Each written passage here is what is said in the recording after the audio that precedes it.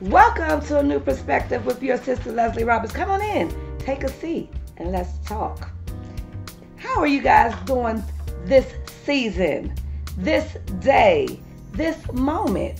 I hope that you guys are doing great, that life is doing you well, and not only life is serving you well, but you're serving yourself well. By renewing your mind, changing your mind, you change your world. Now this season, we will be speaking upon love languages. That's what we've been discussing on the Zoom meetings that I am doing with couples. We are discussing love languages. But just to give you some information, as we were involving ourselves in learning about the different love languages of our spouse, we bumped into a brick wall. A wall. That wall came to inform us that we were taught a love language from childhood. We were taught a love language from childhood. And it represents through us, it expresses itself through us in 5 different styles, depending on your childhood. And so we discovered that we cannot move forward until we are clear and expose the love language that we were taught to speak. Does that make sense? I hope it does. Because how can you speak someone's love language and help them when you haven't even identified the love language that you were taught? It's just like you were brought up English, you were brought up in the culture of Spanish, and now you go into a world of English and you don't know how to communicate. So it's the same thing here. You were taught a certain language of love, and now you are told or instructed to speak someone else's love language. How you gonna do that? You gotta speak and know your own love language first, okay? So we will discuss I will go over the 5, and each week I guess I'll come on and discuss one at a time because they're juicy, and I want you to identify to the area that you find yourself fitting. The 5 love styles of the childhood is if you are the pleaser. That's 1. Number 2 is the controller. Number 3, the victim. Number 4, the vacillator. And number 5, the avoider. We're going to start today with I'm going to start with the vacillator because that's me. That's how I grew up. That was my childhood pattern. So I'm going to start there because I know about that, okay? The vacillator, V-A-C-I-L-L-A-T-O-R, is a person who come from unpredictable parents.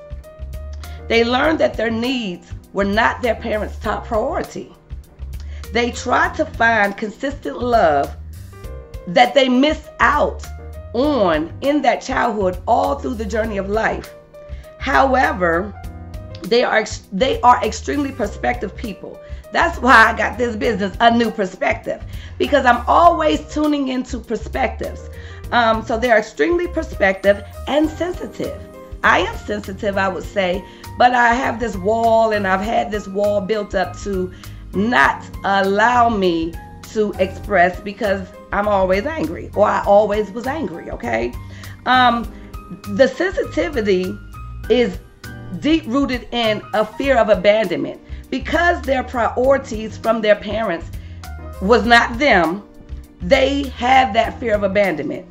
And when the parents try to come back to rectify, or when people who hurt them try to come back to rectify, guess what? That wall won't let them come through. You ain't coming in here. You done hurt me. You done did me wrong. You done discouraged me. I'm afraid of you now, right? They are always too angry to receive the comeback. They forgive, but they don't forget and they don't let go. They kind of keep the wall going, and they kind of keep up with that fear pattern of not letting anyone in. They idolize new relationships. They always feel like a new relationship might do them well. However, they're afraid of that too. They feel like they're always misunderstood, and they are let down tremendously with a disappointment if someone comes in their life and lets them down. They kind of take that to the heart, and they begin to deject situations. They're not easily connecting with people. That don't happen too easily, okay? But on the flip side of that, what they need to learn, what I need to learn, what I had to learn over the years, and I'm still learning, is how to pace yourself and learn to get to know someone before you become too more involved. Because of the more being too much sometimes for them, they have to take their time. And if you are their partner, you should love them in a way where you are gentle and you take your time with them, because you already know that abandonment is their issue.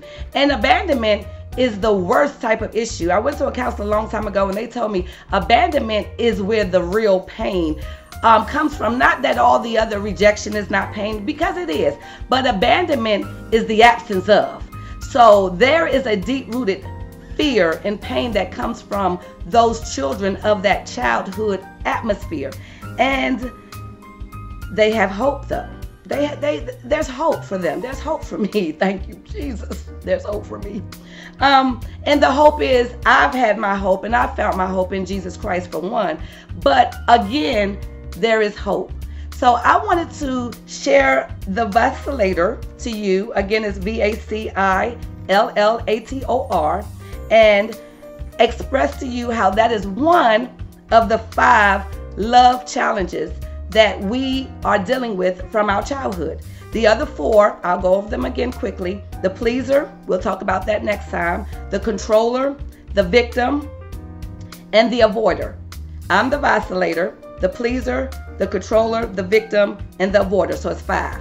So we'll talk about each one of them, and I want you to identify you or someone you know who are dealing with those issues, and that way you can help love them. You can help them grow up and mature within, okay? So change your mind, change your world. Be blessed and have a great one. Bye-bye.